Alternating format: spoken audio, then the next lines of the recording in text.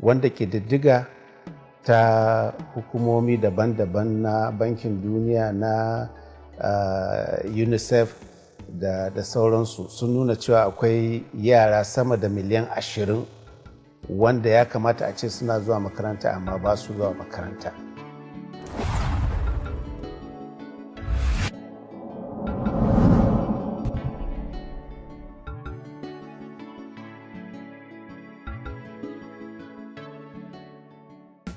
A'udhu billahi minash shaitanir rajim. Bismillahir rahmanir rahim. Wa sallallahu ala nabiyil karim. Assalamu alaikum. Lallai manufofin ɗan takarar shugaban ƙasa na jam'iyyar a ƙarƙashin jam'iyyar NNPP Senator Rabiu Musa Kwankwaso yana da ko kuma suna da bambanci matuƙa da sauran manufofi wanda 'yan takarar shugaban ƙasa suka bayar.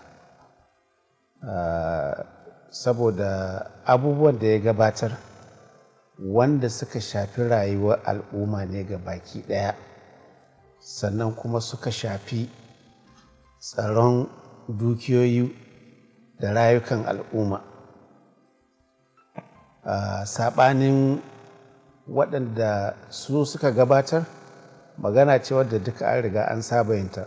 Za mu ba da ruwa, za mu ba da ilimi, za mu ba da kaza, za mu ba da kaza, amma ba hidin ta yaya ko kuma a fayyace yadda mutane za su fahimta. Saboda tun daga 1979 lokacin da aka yi siyasa ta republic na biyu, duk dai magana iri ɗaya ce. To ga misali, in ka ɗauki fannin ilimi, shi ɗan takarar shugaban ƙasa na jam'iyyar NNPP ya kalli ba ma yaran da ake so a kai makaranta ba misali, a'a yaran da ma ya kamata a ce suna cikin makarantu, wanda ke diddiga ta hukumomi daban-daban na bankin duniya na unicef da sauransu sun nuna cewa akwai yara sama da miliyan 20 wanda ya kamata a ce suna zuwa makaranta amma ba su zuwa makaranta. To idan ka ce za ka ba su ilimi, to ta yaya? Kaga in ka ce za ka ba su ilimi sai ka yi magana, to in za ka ba da azuzuwan ina za a sa su? Shin azuzuwan da ake da su yanzu za su isa a ɗauki waɗannan mutanen miliyan 20 ko yaya? Shin malaman da ake da su yanzu sun isa a ƙara waɗannan almajirai da ake so, a waɗannan yara da ake so a kai makaranta? To kaga a nashi ƙudurin sai aka tsaya aka tantance aka ce, to idan za a ba waɗannan mutanen miliyan 20 wadataccen ilimi, ana da buƙatar azuzuwa wajen 500,000, ana da buƙatar ƙarin malamai wajen 250,000. Saboda haka a nashi tsarin sai aka ce, to za a ware wasu kuɗaɗe wanda da ana amfani da su ne daga wata hukuma ta UBEC wanda ana sayan littattafai. To ka sayi littafi babu kuma wurin da ɗalibi zai zauna ya karatu, aka ga babu wani amfani. Saboda haka za a yi amfani da waɗannan kuɗaɗen wanda ake sayan littattafai, a yi amfani da su ko kuma a karkatar da su wajen sama azuzuwan da za a sanya waɗannan yara, wanda kuma cikin shekara 4 insha Allah ta'ala za a gina waɗannan azuzuwa 500,000, sannan kuma za a ɗauki ko kuma a horar da malamai 250 wanda za su koyar da waɗannan ɗaliban yadda cikin shekara 4 nan bi iznillahi ta'ala waɗannan yara miliyan 20 za a sama musu abubuwan da za su. To kaga wannan ya sha bamban da tsare-tsare na sauran 'yan takara wanda za su ce za mu ba da ilimi, za mu ba da ruwan sha, za mu yi hanyoyi da kamansu.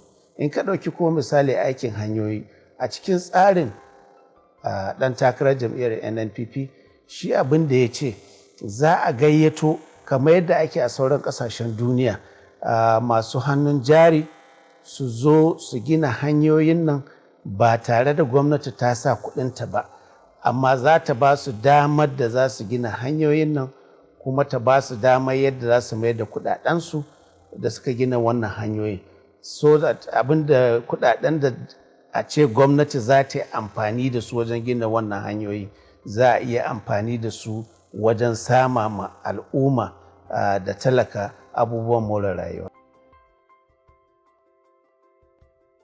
Abin da za mu yi a wannan karo ko kuma in Allah ya ba mu nasara a zaben 2023, mun yi niyyar wadatar da manomanmu da taraktoci na noman zamani, saboda yanzu zamani ya zo da kuma yawan mutane, noman da ake yi na duke ba zai iya wadatar da ƙasar nan kuma da jihar Katsina da abincin da ya kamata a ce an samu.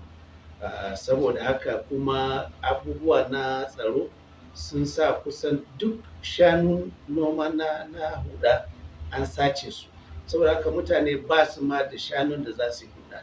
Saboda haka za mu haɗa kai da kamfanoni wanda suke ba da taraktoci haya da kuma wanda za ka iya saye a baka lamuni ka biya zuwa wani tsawon lokaci. Za mu tabbatar cewa kowane shiya ko kuma ward na zaɓe a jihar Katsina mun kai waɗansu tractor wanda zai zama mallakar wannan ward ɗin domin yi ma manoma da ke wannan wurare aikatau na huɗa da share fili da sauransu. Sannan kuma za mu samu kamfanoni wanda za su wadatar da manoma da maganin feshi da sauransu ba tare da sun ba da kuɗaɗensu ba, sai an jira an gama noma an fidda amfanin gona, ya Allah ko ka saida ko kuma ka ba waɗannan kamfanoni kayan noman da aka abin nan akan kuɗin da ka karanta. Wannan shine burinmu domin wadatar da jihar Katsina da kuma ƙasarmu da kuma maƙwabtanmu da abincin da ya kamata. Ina so in tabbatar maka idan ka tafi daga nan har zuwa ƙasar Ghana zuwa Gambia, za ka je ka iske tumatiri da tattasai wanda aka noma a Ajiwa ko a Jibiya ko a Danja da sauran wuraren nan jihar Katsina wanda ake noma kayan amfanin gona. So wannan baya ga abubuwa na tsaro yana ɗaya daga cikin wurare ko kuma abubuwan da za mu mai da hankali sosai domin tabbatar cewa mutanenmu sun samu kayan noma na zamani da kuma ingantaccen iri da sauransu ta hanyar aiki da kamfanoni masu samar da irin waɗannan kayayyaki ba tare da gwamnati ta shiga cikin abubuwa da kuɗaɗenta.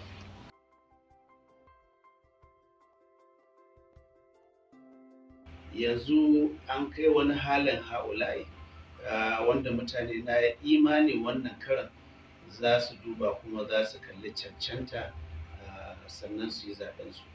Kuma ina tabbatar maka kowa ya sani, ko maƙiyin sanata Rabi'u Musa Kwankwaso ya san cewa ya fi kowa cancanta cikin 'yan takarar da muke da su na shugaban ƙasar Najeriya. Mutum ne wanda ya taka rawar gani kuma ya yi an gani, kuma an gani a ƙasa wajen wadatar da kuma sama abubuwa na more rayuwa ga talaka da kuma al'ummar jihar Kano gabaki ɗaya, ta hanyar ba da isasshen ruwan sha, ta hanyar ba da wadataccen ilimi, ya gina azuzuwa da makarantu na sakandare sama da 230, ya ba da kuɗaɗe na zuwa na scholarship wanda za a je a ƙaro karatu na digiri na mataki na 2 da mataki 3, kusan mutane 3,000 a abin nan. Wannan wajen fannin ilimi kenan. In ka ɗauki magana hanyoyi na cikin gari da kuma waɗanda suke haɗa gari da gari, in ka ɗauki abin da ya shafi fannin noma, za ka ga cewa sanata Rabi'u Musa Kwankwaso ya taka rawar ganin da babu wani gwamnati wani gwamna a arewacin Najeriya ko kuma Najeriya ma gabaki ɗaya wanda ya rabin abin da ya yi.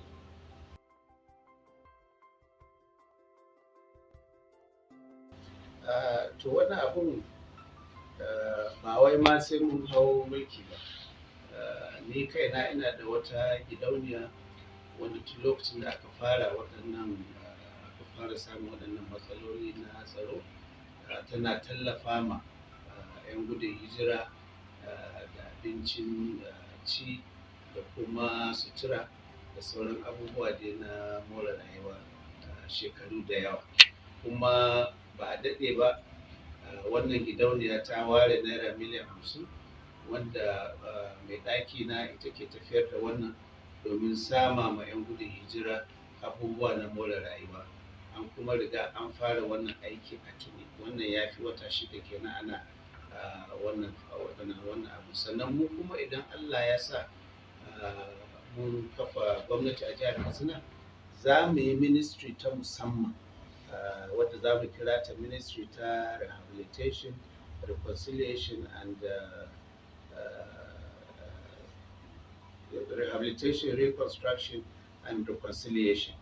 So wannan ministry za mu yi ta ne kamar wadda aka yi a jihar Borno, wadda take sama ma 'yan gudun hijira gidaje na zama wanda za a gina musu na dindindin da kuma samar da kayan abinci da sauransu ga waɗannan mutanen 'yan gudun hijira. Kuma za mu haɗa kanmu da ƙungiyoyi masu ba da tallafi daga sassan duniya gabaki ɗaya kamar yadda ake yi a jihar Yobe da kuma jihar Borno domin sama ma mutane mafaka da kuma abubuwa na more rayuwa da kuma sama musu magunguna, saboda za ka ga mutumin da aka shigo cikin gidan shi aka harba bindiga, aka ɗauki mai gida ko aka ɗauki mata, sauran iyalin da aka bari za ga sun shiga wani yanayi wanda dole suna da buƙatar kulawa ta likitoci masu duba fannin razana da kuma abin da ya shafi kwakwalwarsu. To, ka faɗi gaskiya, akwai shiri da muke da shi na musamman. Su dai masana'antu ba ka iya wadatar da su idan ba ka da wutar lantarki. Idan ka duba a jihar Kano misali, yanzu haka akwai masana'antu sama da 400 zuwa 500 wanda suna zaune haka nan babu sakamakon rashin samun wadatattun wutar lantarki. Yana ɗaya daga cikin abubuwan da gwamnatin jihar Katsina za ta yi a ƙarƙashin jam'iyyar NNPP, ta samu ko kuma ta wadatar da wutar lantarki ta amfani da hasken rana wanda Allah ya hore mana a nan jihar Katsina. Ina tabbatar maka jihar Katsina da jihar Jigawa mu ne muke da hasken rana mafi inganci kuma mafi yawa a faɗin Najeriya. Muna da wurare a Mashi da Kankiya da kuma Funtuwa inda za mu sanya waɗannan na'urori da za su ba da wutar lantarki domin amfanin jihar Katsina da kuma ƙasa gabaki ɗaya. Saboda haka wannan mataki ne wanda in aka ɗauke shi za a samar da masana'antu wanda za su rika sarrafa kayan amfanin gona kafin a shiga waɗansu manya-manyan al'amura. Ina tabbatar ma daga Katsina har Maiduguri, idan ka je yawancin wuraren da ake sai da kayan abinci za ka iske garin masara wanda ake yi dan Funtuwa daga jihar Katsina. Kuma muna da kamfanoni a cikin jihar Katsina wanda suke yin tumatirin gwangwani wanda ana sa shi ma a leda domin wanda yake talaka ko kuma wanda ke da ƙarancin abin hannu zai iya saye. Akwai abubuwa da yawa wanda yanzu haka akwai su a ƙasa, amma masu sarrafa waɗannan suna samun wahala na wajen samun wutar lantarki saboda tsadar dizal da sauransu, ba su iya sarrafa abin yadda ya kamata. Saboda haka gwamnati a ƙarƙashin jam'iyyar NNPP za ta yi wannan tanadi. Har ila yau akwai kuma wani banki ko kuma wasu kuɗaɗe da muke so mu tara na microfinance, wanda muna sa ran a shekara ta farko za mu samu sa hannun al'ummar jihar Katsina wanda za a tara kuɗi wajen biliyan 36. Burinmu shine wannan asusu da za mu yi cikin shekara 4 za mu tara naira biliyan 144 zuwa naira biliyan 200 domin amfanin 'yan kasuwa na jihar Katsina. Abin da muke so mu yi da wannan kuɗaɗe da za mu tara na wannan asusu, zan baka misali kamar 'yan kasuwanmu masu sai da kayan siminti ko kuma 'yan kasuwa masu ɗauko kaya abubuwa na provision misali, maimakin aje ana karɓowa wajen diloli, za mu yi amfani da wannan ya zama muna da alaƙa da kamfanonin da ke yin waɗannan abubuwan, za su kawo mana su direct a rarraba ma 'yan kasuwanmu domin samun wadatacciyar riba na abin da za su yi.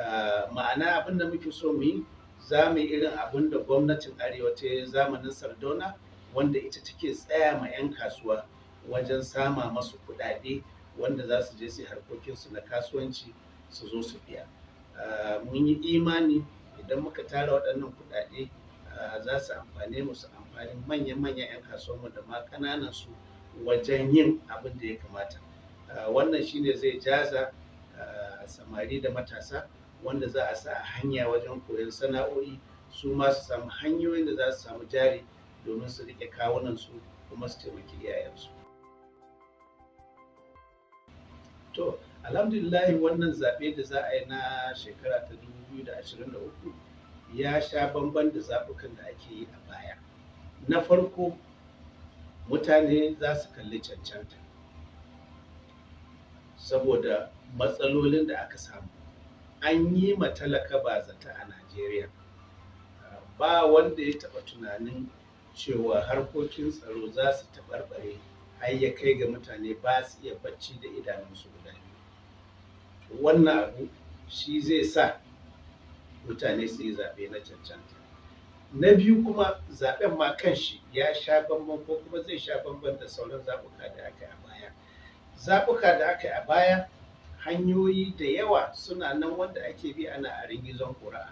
Amma a wannan karo, talaka ko kuma mai katin zaɓe ba ya da wata wahala.